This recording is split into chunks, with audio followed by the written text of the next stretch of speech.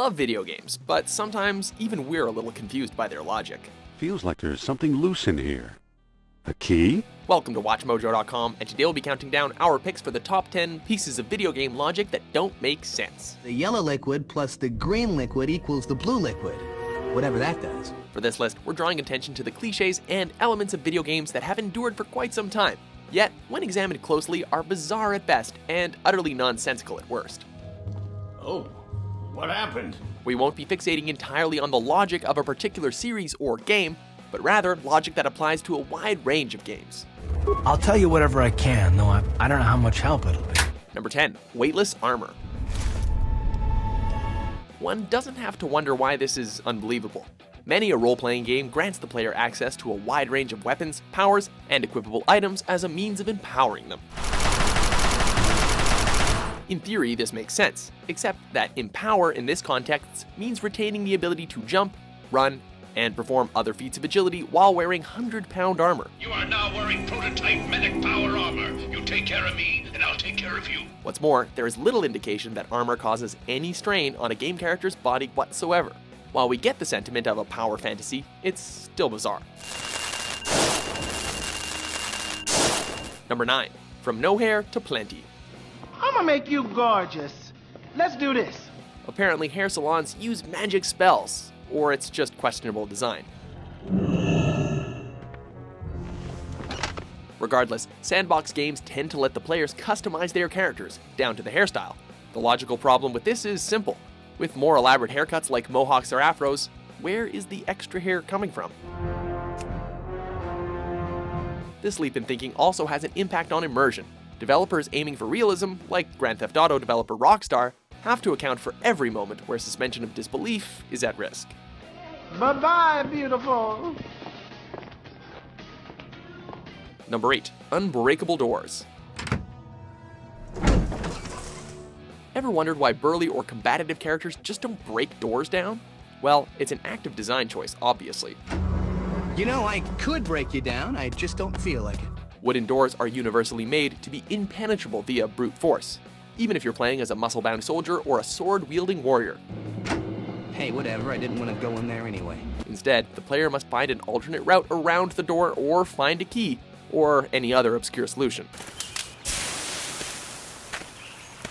Rarely does a game take the straightforward path of having you teach the door a thing or two. Number 7. Unlimited reserves, limited drops. For all the setup, enemies are sure stingy about ammunition. I recommend this. Gamers know this scenario well. It's the end of a fierce battle with your character running low on rounds or assorted ammo. All of your foes have been downed, leaving their weapons and supplies for the taking. You run over to claim the goods for yourself and, surprise, surprise, you get little more than a few bullets for your trouble. Kid's got a mouth, Captain. Name's Sergeant Lugo, and he's got a point. Worse yet, said foes have unlimited ammo for the duration of the fight, making this both an insult and an eyebrow-raising leap in logic.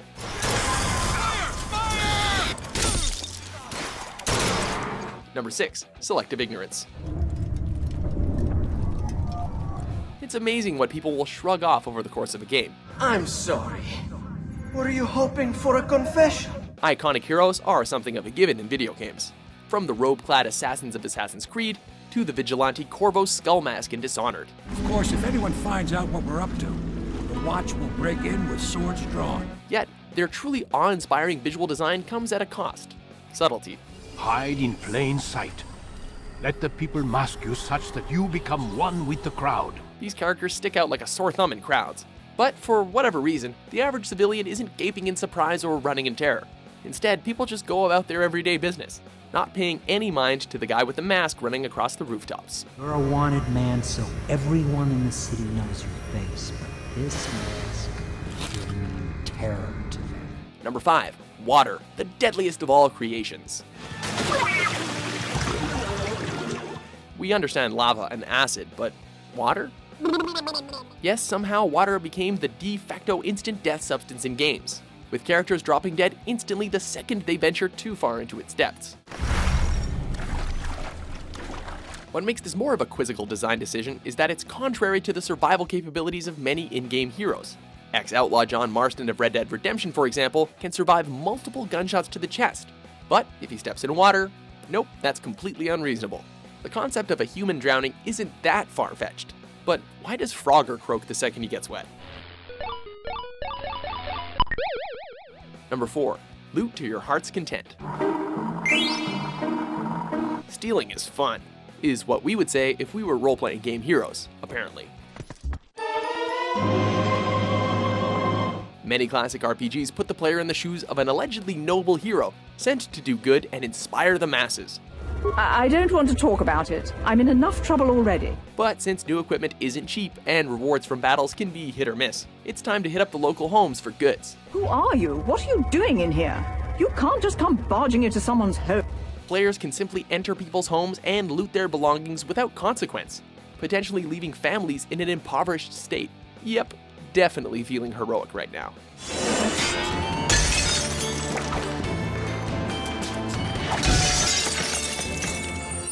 Number 3. Bad touch. One of the most timeless elements, this is nevertheless intriguing. If you've played a classic platforming game, such as 1985's Super Mario Bros., you may be familiar with the one-hit death mechanic. It goes like this. If your character so much as lightly brushes an enemy, they instantly die. Other games have obviously expanded on this by making your character take damage if they come into contact with a foe. Nice effort, but that doesn't explain why physical contact immediately equates to pain and potential death. Number 2. Inventory restrictions. It's astounding what game developers will decide to limit and what they'll keep open. Miscellaneous antique vases. Take the inventory system of many games. It dictates that a player can pick up and carry countless large or heavy items at once. Yet, in terms of ammunition, said player cannot retrieve and use more than a set amount. Damn. For instance, in the first-person shooter Doom, the player is limited to holding 50 shotgun rounds at a time. It's weird that some games will allow you to carry over 10 weapons without a trace on your person and not a lot of extra ammo. It's much too heavy to carry. Before we unveil our top pick, here are a few honorable mentions. Oh man, they had this sort of thing when I was